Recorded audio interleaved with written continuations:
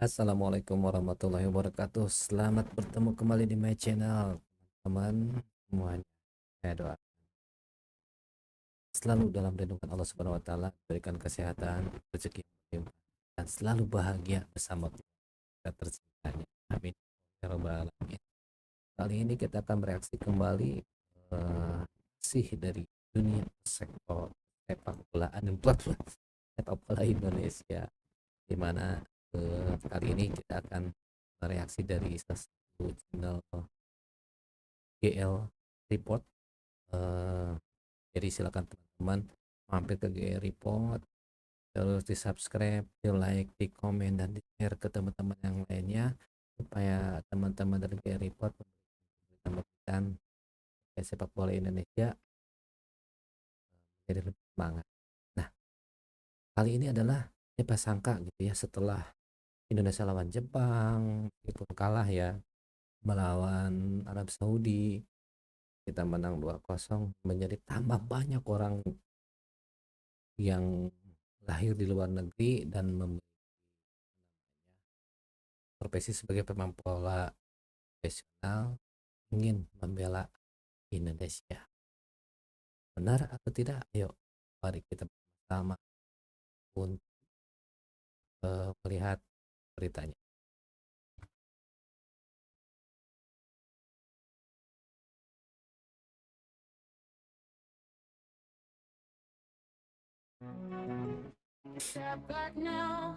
Nih, Mamang Ole oleh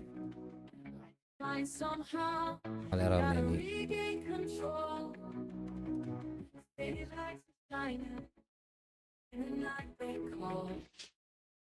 Langkah Indonesia di round 3 memang sudah makin. Semua sudah kembali kondusif dan masih dalam rencana awal untuk menuju Piala Dunia. Meski begitu, tantangan masih akan terus menerpa di sisa 4 laga terakhir yang akan Betul. berlangsung pada tahun depan. Untuk itu, Erick Thohir akan terus melakukan gebrakan-gebrakan baru seperti mendatangkan pemain keturunan terutama untuk lini serang. Dan Iya. kabar dari Kemenpora yang sering mengurus pemain keturunan, kini banyak yang menawarkan diri bergabung. Tapi kembali lagi, nggak semuanya bisa membela Garuda. Harus Iya. sesuai kebutuhan skuad dan juga secara garis keturunan harus jelas. Iya. Sementara itu, 7 nama baru yang tersebar lewat postingan Sekjen PSSI yang membuat gempar media-media, termasuk sepertinya sudah sampai ke media Bahrain. Jelas ini ancaman bagi Bahrain di leg kedua, apalagi mainnya di kandang Indonesia. Dan inilah rencana PSSI mendapatkan pemain berkualitas yang bisa bikin Bahrain auto tutup mata.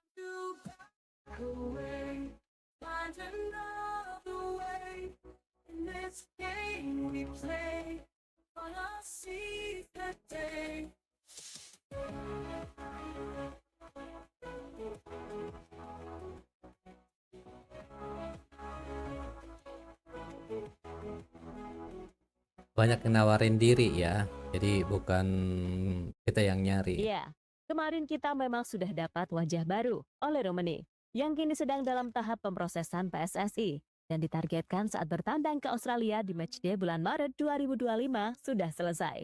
Iya. Namun sebenarnya sambil menunggu matchday selanjutnya, masih sekitar 4 bulanan. Bukan tak mungkin akan ada nama yang menyusul.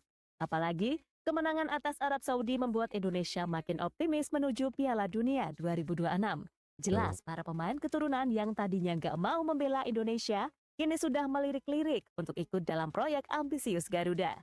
Apalagi Betul. Erick Thohir juga membuat proyek jangka panjang, yang mana para pemain ini tak hanya bisa untuk main di Piala Dunia 2026 saja, namun bisa juga untuk berjuang di Piala Dunia selanjutnya yang akan berlangsung 2030. Betul. Mengingat kebanyakan pemain keturunan itu cukup banyak yang masih muda, jadi Ya. memang masih sangat mungkin untuk beberapa tahun ke depan. Belum Betul. lagi, Indonesia juga pasti akan bermain di Piala Asia 2027 yang Ya. membuat jadi nilai tambahan, ya kan? Ya. Setuju, setuju.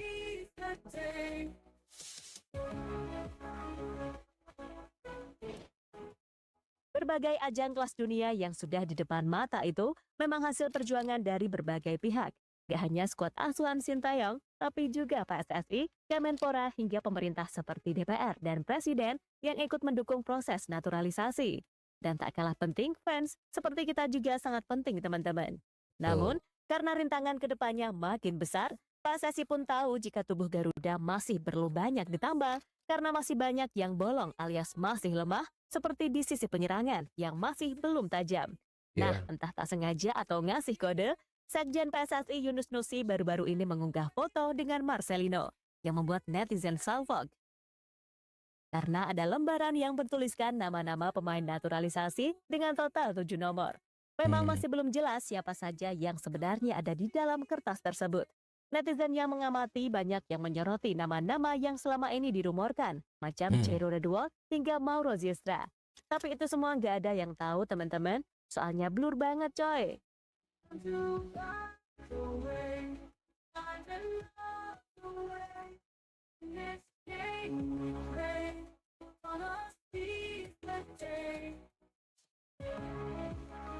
Selain membahas soal yang sudah ke-spill sama Lord Yunus tadi, kita juga bakalan membahas perkataan Hamdan Hamadan, penasehat Kemenpora yang juga sering melakukan data-data kepada pemain keturunan. Saat podcast terbarunya bersama Vivago, menariknya Pak Hamdan mengaku sekarang banyak pemain keturunan yang menawarkan diri untuk dinaturalisasi. Iya. Padahal sebelumnya, PSSI lah yang selalu mencari-cari pemain keturunan. Bahkan Iya. harus membujuknya secara langsung, seperti Hmm. Sintayong dan Indra Syafri yang pernah terbang ke Eropa langsung. Selain itu, Hamdan juga mengaku jika Kemenpora sudah banyak data diaspora berdarah Indonesia, yang jika dibutuhkan tinggal dilanjutkan prosesnya. Adapun terkait sepak bola, tadi kan penyerang, ya tentu kami melakukan pendataan. Kalau secara umum, memang banyak kami temukan pemain berposisi back, betul. Iya. Namun kita juga menemukan ada 30 berposisi striker, Wah, ada 40-an banyak ya. berposisi winger. Banyak. Jadi memang cukup banyak dan data Iya. ini akan terus bertambah. Betul. Pemain keturunan kini harus dipilah. Karena banyaknya pemain keturunan yang pastinya bisa digunakan untuk timnas di berbagai kelompok umur, pastinya udah nggak bisa sembarangan untuk dinaturalisasi, Mm-mm. terutama untuk Betul. pemain timnas senior. Perjuangan Indonesia sejauh ini sudah banyak mengorbankan pemain. Jika asal-asalan mengambil pemain, nantinya banyak pemain baru lagi yang bisa memudarkan chemistry. Apalagi jika ada yang masuk, pastinya ada pemain yang kini sedang berada di skuad Garuda bisa terbuang. Iya. Dalam 2 bulan saja kemarin nambah 3 wajah baru, Messilgers, Eliano, dan Kevin Dix.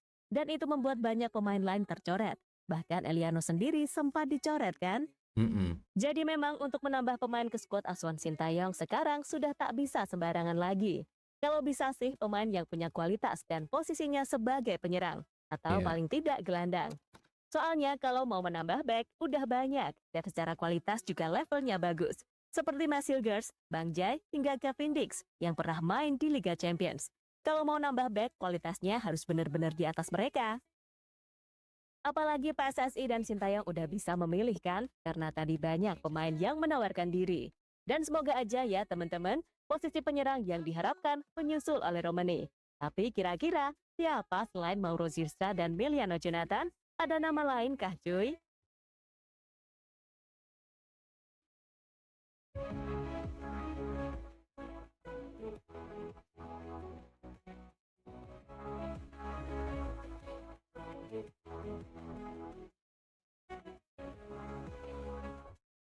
Bahrain menyoroti Indonesia, takut sampai mau tutup mata kah? Berita mengenai pemain keturunan Indonesia yang terus bertambah ini memang sangat cepat tersebar ke media-media Asia, termasuk sepertinya masuk ke Bahrain. Negara yang kini Iya. jadi musuh bebuyutan timnas Indonesia ini nampaknya khawatir saat leg kedua karena harus bertandang ke Indonesia. Kemarin saja PSSI sudah memberikan ancaman ke Bahrain. Lewat Erick Thohir, PSSI akan mengirim surat undangan ke AFC dan FIFA untuk secara langsung menyaksikan laga Indonesia versus Bahrain. Yang mana Bahrain mau nggak mau harus datang ke Jakarta. Atau jika tidak, ya 3 poin untuk Indonesia. Mm-mm.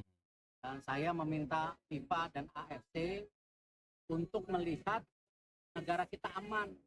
Negara kita negara terbelakang.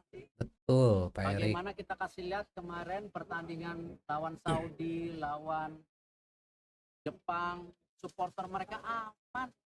Iya. Karena supporter Indonesia ini supporter yang hebat. Melihat Setuju. berbagai gebrakan PSSI yang terus berlanjut, nampaknya sangat membuat Bahrain ketakutan. Sudah tak bisa berkutik lagi. Dan salah satu media di kawasan Arab bernama alain.com menyindir timnas Indonesia yang menggunakan banyak pemain keturunan, bahkan mereka menulis judul begini, Timnas Indonesia Macan Asia Baru buatan Belanda. Jelas ini mah mau memuji, padahal sebenarnya menyindir program naturalisasi.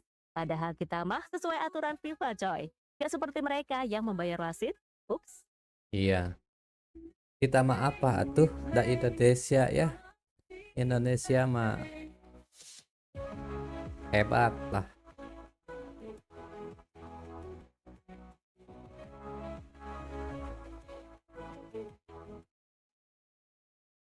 Ya, itulah berbagai gambaran pemain keturunan baru yang sedikit demi sedikit di-spill oleh PSSI dan juga pihak-pihak terkait.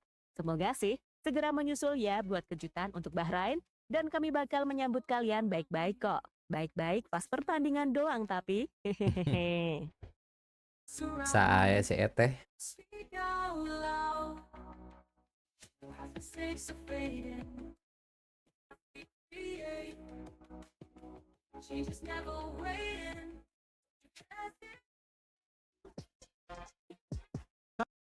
Ya oke, itulah teman-teman. Jadi setelah